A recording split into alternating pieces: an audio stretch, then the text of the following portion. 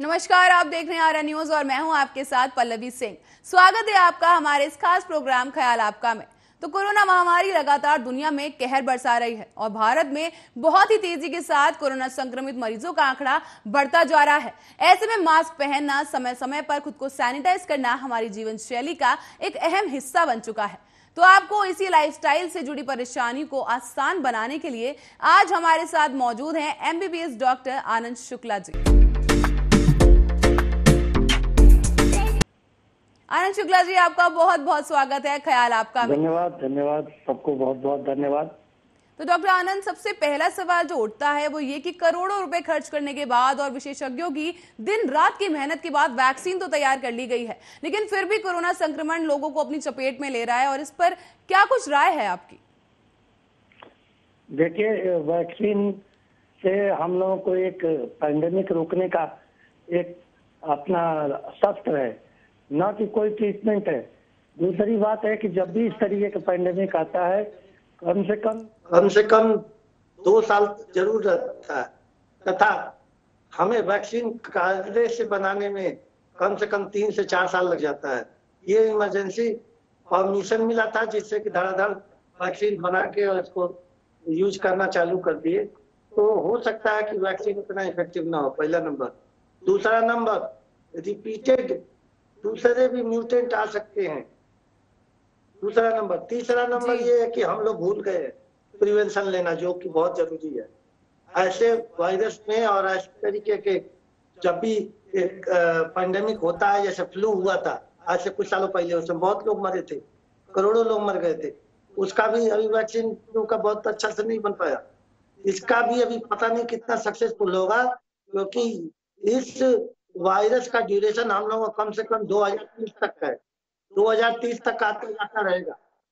अभी first exposure के लिए भी एस्टिमेशन था 12 महीने से 24 महीने तक ये रिपीटेड अटैक आ सकता है। अभी ये दूसरा लहर है, तीसरा भी लहर नवंबर दिसंबर तक हो सकता है आए। तो हम लोगों को सबसे बड़ी बात है कि जो गवर्नमेंट ऑफ इंडिया ने अपना प्रोटोकॉल वो किया है, जो गाइडलाइंस है, मतलब अनाउंस किया है, उस हिसाब से हम लोग को काम करना है।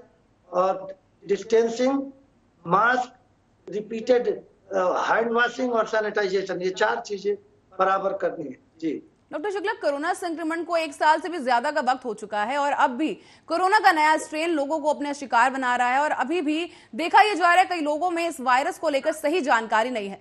तो डॉक्टर, हम आपसे ही जानना चाहेंगे कि दर्शकों को आप बताएं इस नए स्ट्रेन के बारे में। देखिए, नया स्ट्रेन में म्यूटेशन हुआ है, इसमें 2 बार म्यूटेशन लोग बता रहे हैं कि 2 बार म्यूटेशन हुआ है, लेकिन टॉक्सिक है कि नहीं है इसका अभी हम लोग अनभिज्ञ हैं और ना ही कोई क्लेम भी कर सकता है, क्योंकि ये नया वायरस है। 2008 में इसका एक्सपोजर हुआ था सार्स और मर्स के हिसाब से, वो अरेबियन कंट्री से आया था और इस वायरस के लिए बहुत परेशानी हुई थी। सेम वायरस उसी तरीके से मिल रहा है, पहले कोविड-2 कहते थे, अब ये कोविड-19 के रूप में इसको डिक्लेयर किया हम लोगों ने। अब चूंकि नॉलेज बहुत ज्यादा नहीं है, वायरोलॉजिस्ट जितने भी हैं वो फटाफट काम कर रहे हैं इस पे, लेकिन कैसे प्रिवेंट किया जाए, एग्जैक्ट दवाई अभी फर्वी फ्लोर करके एक दवाई इन्होंने दिया, लेकिन वो सब भी बहुत ज्यादा इफेक्टिव नहीं है, लेकिन टॉक्सिसिटी तो जरूर कम कर दे रहे हैं। रही बात वैक्सीन की, वैक्सीन भी फेल्योर बाहर की भी हो रही है, मेडोना हो रही है, वो एक तो और कंपनी की है, वो सब भी हो रही है, यहाँ का भी वो वैक्सीन में कोई दिक्कत आ रही थी। तो ये चीजें स्टेबल होने में, मैं आपको पहले ही बता दिया कि 4 से 5 साल लग जाता है और कई बार तो 10 साल में भी विकसित नहीं होता। पोलियो को हम लोगों को इरेडिकेट करने में 30 साल लग गए। फ्लू का आज भी बहुत अच्छा वैक्सीन हमारे पास नहीं है। तो अब इसके लिए एक ही चीज है, जो आप अपने मजबूत रहे और दूसरे को भी मजबूत बनाए, तथा पेशेंट सेंटर्ड केयर है। जो मरीज है उसको क्वारंटाइन करिए फटाफट, तथा हमेशा डिस्टेंसिंग का फॉलोअप करिए और साथ में mask, sanitisation, repeated hand washing वगैरह आप जरूर रखें। यही बस अभी तक का डिस्कवरी है और प्रिवेंशन के मेथड्स हम लोगों के पास है। बाकी सेकंड म्यूटेशन हो सकता है, थर्ड म्यूटेशन, अभी उसके बाद यही नहीं, इंडिविजुअल कंट्री के भी धीरे धीरे आना चालू होगा। अभी किसी ने ये कहा था कि ऐसे इंडियन कोई कोविड आ गया, तो अब उसको आईसीएमआर ने खंडन किया कि नहीं क्या करने। तो अब इस तरीके से कल को अमेरिका से आ सकता है, अभी यूके से आया, ब्राजील से आया, चाइना से पहले स्प्रेडिंग बताया गया था। तो कल को इंडिविजुअल कंट्री में भी म्यूटेशन इंडिपेंडेंट हो सकता है, क्योंकि जीन का हमेशा जो है टेम्परेचर और इन्वायरमेंट तथा डाइट से भी संबंध रहता है। तो इस तरीके से अभी बहुत से डिफरेंट एक्सपोजर होंगे, तो इसके लिए हम लोग तैयार हैं। पहले कुछ नहीं मालूम था, तो इसलिए झटके में बहुत लोग मर गए। अब संक्रमण है लेकिन डेथ रेट बहुत कम है, इसलिए घबराने की चिंता नहीं है।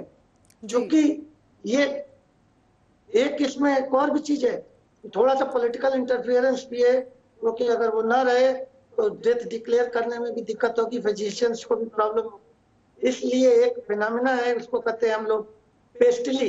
ये कंट्रोल मेथड है। पी का मतलब पॉलिटिशियन, ई का मतलब इकोनॉमी, एस का मतलब सोशल डिस्टेंसिंग, एंड टी का मतलब टेक्नोलॉजी, एल का मतलब लीगल एंड लेजिस्लेशन, आई का मतलब इंडस्ट्री। तो इंडस्ट्री ने वर्क किया, वैक्सीन बनाया, लेजिस्लेशन में है, क्योंकि इस समय जो भी बीमार हो रहे हैं उनको पेमेंट थर्ड पार्टी करती है, मतलब हेल्थ इंश्योरेंस कंपनीज करती हैं। तो अब हेल्थ इंश्योरेंस कंपनी भी इसको नकार सकती है, लेकिन पॉलिटिकल और लेजिस्लेशन के कारण उनको देना पड़ रहा है। दूसरी लाइफ इंश्योरेंस कंपनीज भी हैं, क्योंकि इसमें डेथ भी हो जाता है। पता लगा किसी का 60 करोड़ का इंश्योरेंस है, किसी का 30 करोड़ का है, तो वो पेमेंट कैसे होगा, ये भी चीज है। अब इस इकोनॉमिक और एनवायरनमेंट का इतना रोल है कि कहने, लेकिन बहुत कॉम्प्लिकेटेड स्ट्रक्चर है, लेकिन हमें घबराना नहीं है। गवर्नमेंट इसमें आपको प्रोटेक्ट करेगी, तथा संक्रमण के लिए जो गवर्नमेंट आपको प्रोटोकॉल दिया है, डिलीवर किया है, आप उससे चलेंगे तो 100% सुरक्षित रहेंगे। बाकी आपकी इम्यूनिटी आपका वर्क करेगी, और नहीं तो कोमॉर्बिड स्टेटस। कोमॉर्बिड स्टेटस उसको कहते हैं जिसमें कोई और बीमारी हो, जैसे किसी को किडनी की बीमारी हो, ब्लड प्रेशर की हो, शुगर की हो, तथा किडनी ट्रांसप्लांट की हो, तो उसमें ये थोड़ा सा इनहांस कर देता है डेथ रेट। बाकी मूवमेंट रिस्ट्रिक्शन, ट्रेवलिंग को ब्लॉक करना जरूरी है, क्योंकि इससे इकोनॉमी भी बहुत ज्यादा हैम्पर होगी। और सेकंड चीज जो आर्मी वाले कहते हैं कि नेशनल सिक्योरिटी को एक थ्रेट भी है, तो इसलिए इस डिजीज को आसान न समझिए, क्योंकि ये पैंडेमिक है और पैंडेमिक से जनता को सेव करना है, तथा डिस्ट्रीब्यूशन आप इकोनॉमी भी बहुत अच्छा से मेंटेन करना है। तो हमारे देश के जितने भी लोग हैं बहुत अच्छा, मोदी जी काफी इसमें अच्छा काम किए हैं। लेकिन डॉक्टर शुक्ला, एक सवाल ये भी खड़ा हो जाता है कि जो नया स्ट्रेन देखा जा रहा है, इसके जो लक्षण हैं वो कोविड-19 से अलग हैं, और शुरुआती दिनों में तो इसके लक्षण नजर तक नहीं आते। ऐसे में खुद को प्रोटेक्ट किया कैसे जा सकता है? बहुत अच्छा आपने क्वेश्चन पूछा, क्योंकि ये लाजमी है, सब लोग पूछते हैं कि साइलेंट किलर टाइप का ये है अंदर अंदर, लेकिन आपके पास लक्षण लिमिटेड था, एक्सपोजर भी फर्स्ट टाइम हुआ है, तो इसमें हम लोग केवल ORT-PCR करा के ही डायग्नोसिस बना सकते हैं। क्योंकि ये वायरस बहुत ज्यादा टॉक्सिन नहीं है, मैं बार बार आपको कह रहा हूँ, इस वायरस से बहुत ज्यादा डेथ नहीं है, हार्ट पे भी उतना नहीं है, किडनी पे भी नहीं है, लेकिन ओनली वन थिंग कि टेम्परेचर बढ़ा देता है। टेम्परेचर कंट्रोल करिए, तथा पेशेंट को सेग्रीगेट करिए, दूर घबराइए मत, बिल्कुल नहीं। ये जनता को बार बार संदेश दीजिए कि म्यूटेशन होता रहता है, कईयों में तो लाखों बार म्यूटेशन होता है। म्यूटेशन का मतलब वायरस अपना सर्वाइवल करना चाहता है। वायरस या किसी का भी ये मकसद नहीं होता दुनिया में, जीव जंतु का भी, कि एक दूसरे का दुश्मन बने। और ह्यूमन बॉडी में पहली बार आया है इसलिए क्योंकि इसके पहले ये एनिमल पे था, और मैक्सिमम वायरस वाइल्ड होते हैं और वो एनिमल से ही आते हैं। तो इसलिए ये अभी आया है, उसके बाद हमारे में और हर्ड इम्यूनिटी डेवलप हो जाएगी। हर्ड इम्यूनिटी डेवलप करने के साधन हम लोग के पास वैक्सीन है, तथा हम लोग की बॉडी भी है, इससे बहुत आराम से हम लोग बच सकते हैं। तो डॉक्टर शुक्ला, ये जो कोरोना का जो नया स्ट्रेन आया है, ये जानना चाहेंगे कि ये नया जो स्ट्रेन है वो पहले के मुकाबले कितना ज्यादा हानिकारक है? ये हानिकारक नहीं है, ये स्पीड इसकी फास्ट है। देखिए, हर आदमी का एक ही टेंशन होता है, या हर जीव जंतु का, कि मेरी जनसंख्या बहुत बढ़े और सरवाइव करे। उसी तरीके से ये वायरस बहुत तेजी से फैल रहा है। हम लोगों ने रुका, तो अब ये तेजी से, इसका एक ही इंटेंशन है, हाई स्प्रेडर है, हाई टॉक्सिक नहीं है। अच्छा, सिम्टम भी नहीं हो रहा है ज्यादा, इसका मतलब किलर भी नहीं है बहुत ज्यादा। ये चीज से घबराने की बात नहीं है। डायग्नोसिस के चक्कर में जनता क्यों पड़ रही है? इसमें हमारे इतने बड़े बड़े विद्वान जिन्होंने जिंदगी लगा दी, 40 साल 50 साल, आर्मी के DRDO एक ब्रांच है, उससे हम लोग बात किए, उनकी बहुत जबरदस्त वो इन्वेस्टिगेशन लैब है। उन लोगों ने कहा कि इसमें बिल्कुल नहीं घबराने की बात नहीं, इम्यूनिटी डेवलप होगी। ये चूंकि थोड़ा सा भ्रम फैल जा रहा है कि टॉक्सिक है या बहुत सीरियस है, इसलिए ये लोग बार बार पूछते हैं। घबराने की कोई जरूरत नहीं। तो डॉक्टर आनंद, जिस तरह से सर्विलेंस और कॉन्टैक्ट ट्रेसिंग और टेस्टिंग अब भारी मात्रा में होने लगी है, तो क्या लगता है कि इससे कितनी मदद मिल सकेगी इस संक्रमण से लड़ने में या इसकी रोकथाम के लिए? हाँ, बहुत अच्छी बात आपने कहा था। हमारे एक वो लेफ्टिनेंट जनरल थे यहाँ के, जनरल है अहलूवालिया साहब, उन्होंने बहुत इस पे स्टडी किया था, उन्होंने किताब भी लिखी थी। उन्होंने सबसे पहले ही बताया था कि बायोलॉजिकल वार की तरह आएगा और बहुत किलिंग करेगा। इसमें उन्होंने इलेक्ट्रॉनिक हेल्थ की बहुत जिक्र किया है कि surveillance with continuous watching of the sign symptom and diagnosis then treatment. Treatment तब भी नहीं था, अब भी नहीं है, हो सकता है आगे भी नहीं है। फ्लू का अभी भी नहीं है, एक स्वाइन फ्लू का टमी फ्लू आया बस, उसके बाद कुछ नहीं डेवलपमेंट हुआ, क्योंकि ये वायरल को प्रोसेस में धीरे धीरे होगा। आज भी देखिए HIV आया था आज से 30 साल पहले, धीरे धीरे अब हम लोग जाके HIV को कंट्रोल कर पाए, वो भी प्रिवेंशन के बाद ट्रीटमेंट भी करने लगे अब। तो इस तरीके से धीरे धीरे आ जाएगा। आप बार बार, चूंकि मीडिया का बहुत बड़ा रोल है इसमें जी, आप मैसेज दे सकती हैं, ये टॉक्सिन नहीं है। चूंकि इसमें एक डॉक्टर विरचो थे, उन्होंने इसके बारे में बोला था कि medicine is a politics on large scale and politics is a medicine on large scale. इसका पॉलिटिकलाइजेशन भी होता है ऐसी बीमारियों का, इसलिए इसमें कोई घबराने की बात नहीं है। अगर ऐसे ही घबराने की बात होती तो बंगाल में क्यों इलेक्शन कराते हैं इलेक्शन कमिश्नर, तो और बिहार में क्यों कराते हैं? 1 साल 2 साल के लिए पोस्टपोन कर सकते हैं। इसका मतलब है कि इन लोगों को नॉलेज है, इनको आइडिया है। देश संभालना आसान काम थोड़ी है।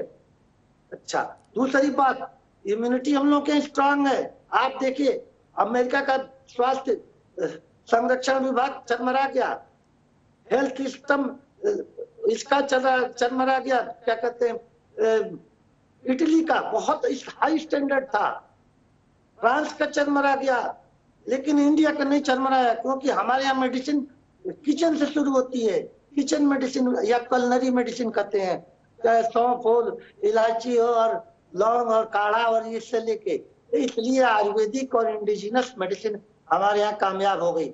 रही बात चाइना में है कि नहीं, रसिया में है कि नहीं, तो उन लोगों के पास मीडिया का ऐसा स्ट्रांग फाउंडेशन है जिसको आयरन कर्टेन कहते हैं। उनका न्यूज बाहर नहीं आता, कितना बाहर आया, कितने लोगों को ये बताया गया कि जो इन्फेक्टेड थे उस समय प्रिवेंशन और ट्रीटमेंट का साधन नहीं था, डायग्नोसिस का नहीं था, तो उनको शूट कर दिया गया था। हमें भी एक कैसेट ऐसा मिला था वीडियो का, जिसमें हमने देखा, लेकिन ये कहाँ तक सत्य है।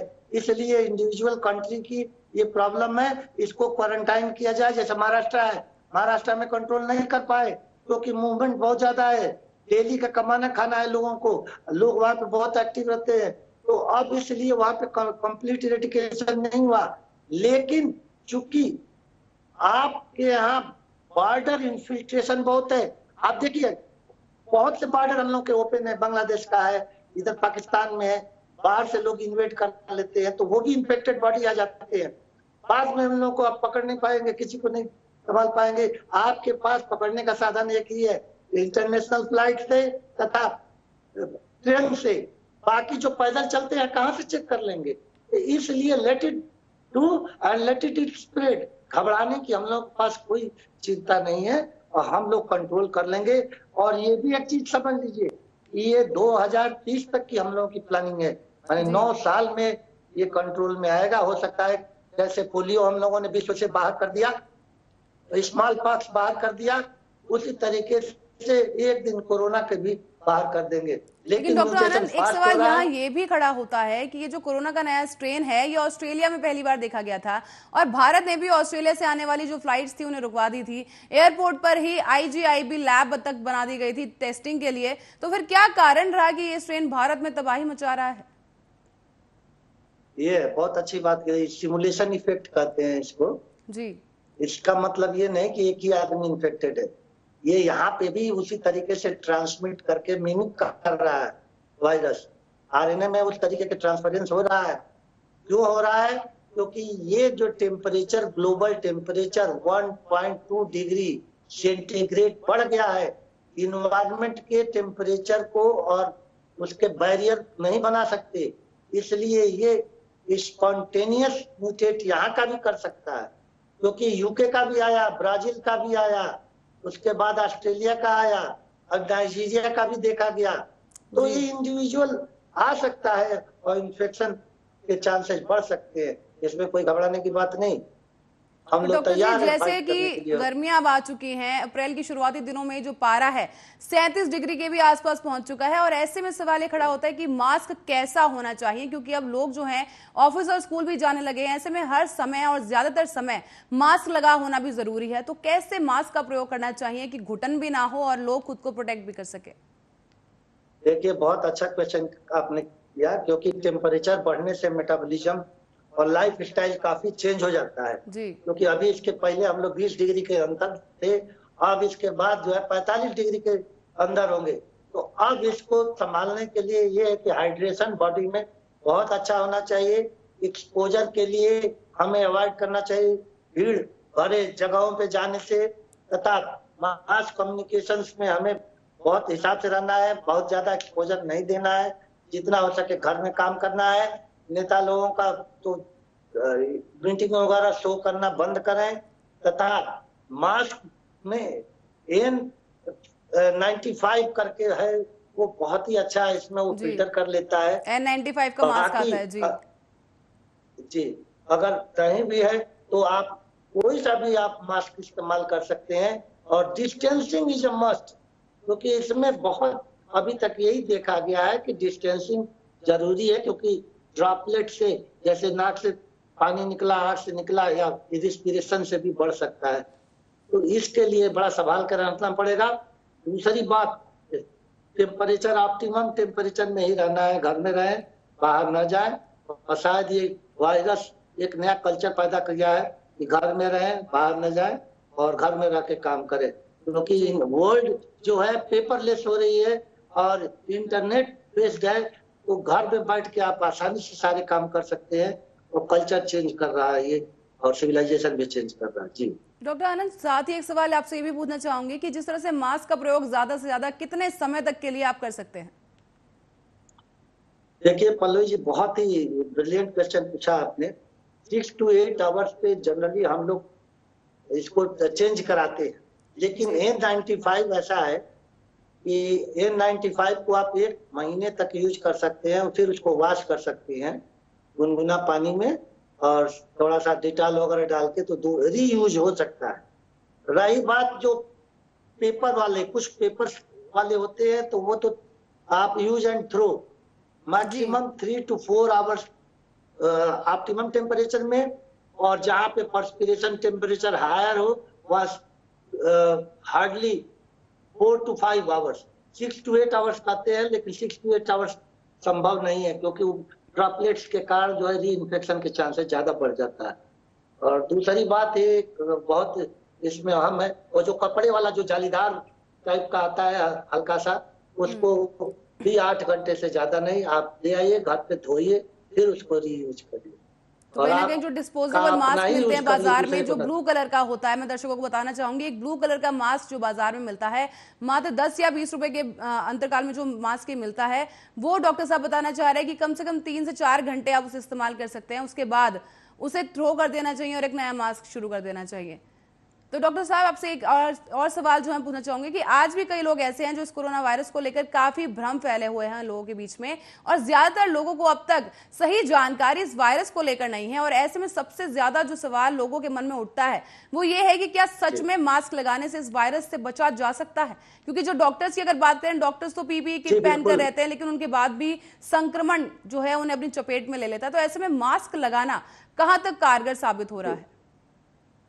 बिल्कुल पल्लवी साहब, आप बहुत अच्छी बात बताई है, क्योंकि हमारी वाइफ कार्डियोलॉजिस्ट है जयपुर जी गोल्डन हॉस्पिटल में।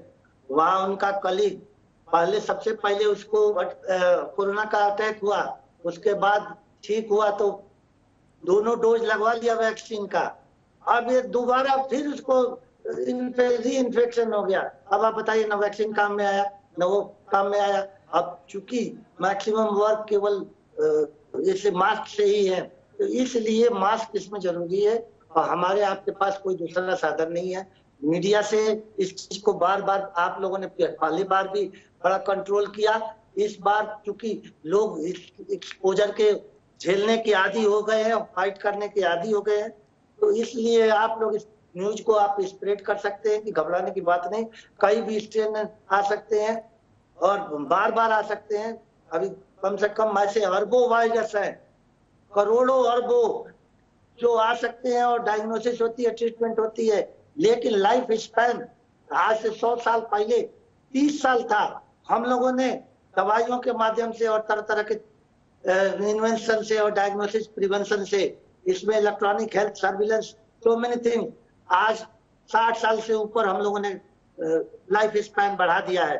तो घबराने की कोई बात नहीं, रिकॉइल नहीं होगा कि फिर से आदमी मरने लगेंगे। क्यों? क्योंकि अभी तो हम लोग एडल्ट को कंट्रोल किए, जेरियाट्रिक मैंने 65 साल की उम्र के बाद कंट्रोल किए, कल को अब बच्चों में भी होने लगा। तो अब ये संभव है, लेकिन हम लोग बच्चे बचा सकते हैं। जैसे एचआईवी में पेरेंट्स दोनों एचआईवी हैं, लेकिन बच्चों को हम लोग बचा लेते जी नहीं होते। उस तरीके से कोरोना पॉजिटिव है, लेकिन कोरोना में सर्वाइवल होगा, काम होगा, इसलिए घबराने की कोई बात नहीं। आप जनता को ये संदेश बराबर देते रहे, अच्छा खाए, फ्रेश खाए, हाथ हमेशा धोते रहे, डिस्टेंसिंग का पालन करें, मैक्सिमम समय घर में रहे, बाहर जब भी जाए तो बहुत अच्छा मास्क लगा के जाए, और तब जाके मीटिंग वगैरह अटेंड करें। कोशिश सरकार को ये करनी चाहिए कि जो ज्यादा से ज्यादा लोगों की भीड़ वाली जगहों का मीटिंग को बंद कर दे।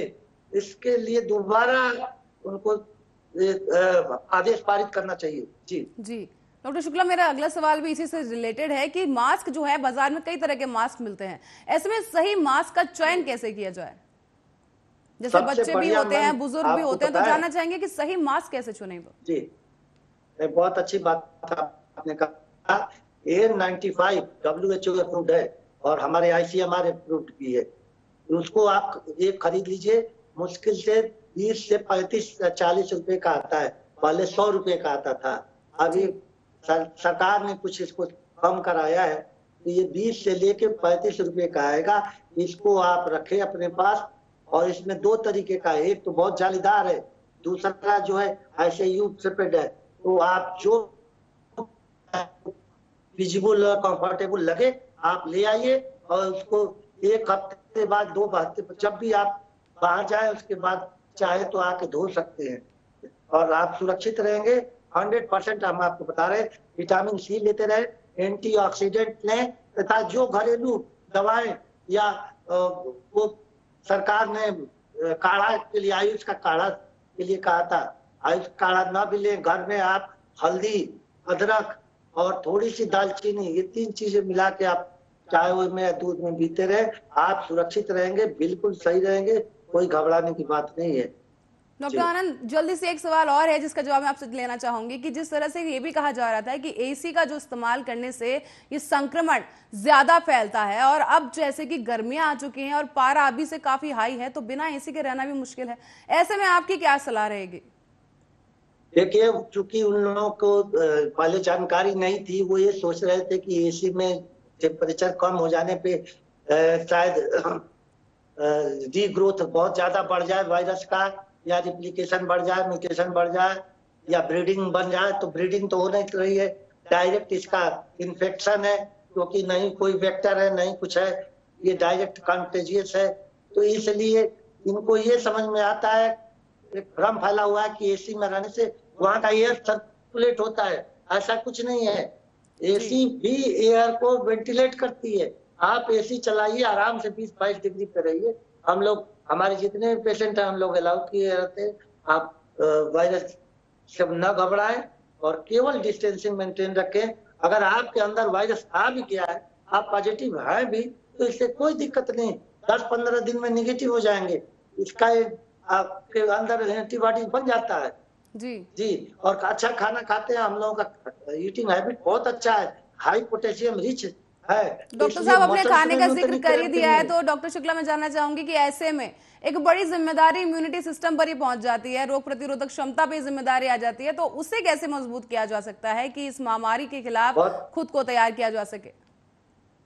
जी, बहुत अच्छी बात कही, क्योंकि लास्ट में जो लास्ट वर्ड है हेल्थ का, वो इम्यूनिटी ही है। जी। तो immunity is like a nuclear power. तो वो इम्यूनिटी आपके बॉडी में दो तरीके का होती है, सेलुलर और ह्यूमरल। तो वो दोनों जनरेट आपके अच्छे डाइट से, गुड एक्सरसाइज से, क्योंकि हार्मोनल इफेक्ट भी होता है। कमाल की बात है कि हमारे यहाँ के औरतें भी ज्यादा हार्मोन्स नहीं लेती, विदेशों में तो बहुत ज्यादा हार्मोन्स लेने के कारण मेल इसीलिए तो मर रहे हैं। इस पे कोई चर्चा नहीं करता। आप बहुत पहला हैं जो आप इस तरीके की चर्चा कर रही हैं। जो स्टेरॉइड इफेक्ट है, it is because of the over usage of the hormones and intoxicated materials of the eating habit. Package है, हर तरह के ईटिंग प्रॉब्लम्स है। यहाँ पे इंडिया में नहीं, यहाँ पे रोज बनाना रोज खाना है। तो होम डिलीवरी बाहर से लोग पहले मंगाते थे, वो भी बंद कर दिए। तो इस तरीके से वी आर वेरी सेफ। ये चीज आप लोगों को बताइए और बार बार इनको सलाह दीजिए कि आप घर पे रहें। आप जो पहले आयुर्वेदिक दवाइयाँ, घरेलू दवाइयाँ लेते थे जिससे आप सुरक्षित रहते थे, तुलसी का पत्ता, ये सारी चीजें इम्यूनिटी को बढ़ाती है। इम्यूनिटी का मतलब आपके अंदर सेलुलर फाइट की कैपेसिटी बहुत ज्यादा है। आप नेचुरल किलर्स जो आपके बॉडी में बहुत ही स्ट्रांग है। जी जी डॉक्टर शुक्ला, इस अहम चर्चा के लिए मैं आपको बहुत बहुत शुक्रिया अदा करना चाहूंगी, और बहुत शुक्रिया आपका हमारे साथ जुड़ने के लिए। और इतनी खूब जानकारी डॉक्टर साहब ने हमें दी है और साफ तौर पे कहा है कि सोशल डिस्टेंसिंग करना सबसे जरूरी है। और अंत में मैं अपने सभी दर्शकों से ये कहना चाहूंगी कि प्रतिरोधक क्षमता बढ़ानी है तो नित्य प्रति करो व्यायाम, हर घंटे साबुन से हाथों का स्नान जरूरी है। बहुत कठिन है राह आगे की, कोरोना से लड़ना है तो कर्फ्यू जाम जरूरी है। और इसी के साथ फिलहाल के लिए मुझे दीजिए इजाजत। इस कठिन दौर में हम यूं ही आते रहेंगे रखने ख्याल आपका।